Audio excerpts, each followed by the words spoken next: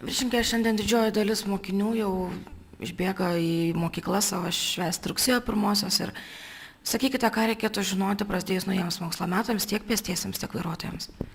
Turbūt kaip kiekvienais metais tas pats kartojasi, kad tėveliai turi pamokinti savo mažamečius, kaip elgtis gatvėje, nes pakankamai daug mažamečių pradės eiti į mokyklas, tai yra pirmokėliai, tiek pat galbūt ir į darželius, bet į darželius tikriausiai dar kol kas tėveliai vaikučius nuveža, bet ypač, sakykime, mažamečiai, kurie pradės eiti į mokyklas ar iš mokyklos, kai anksčiau pamokėlės baigsis, tai būtent elgtis atsargiai gatvėse, per jas eiti atsargiai, šiek tiek supažindinti su pagrindiniais kelio ženklais.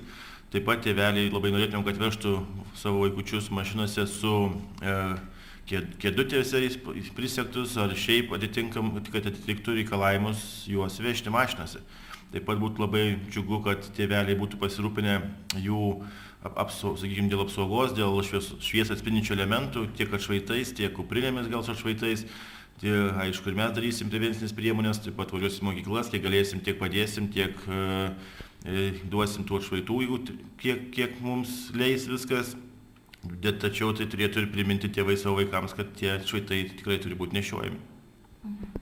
Kasmet prieš rugsėjo 1 dauguma žiniasklaidos priemonių taip pat perspėja būtent apie tai, ką jūs viską minėjote. Sakykite, ar iš tiesų veiksmingos tos priemonės?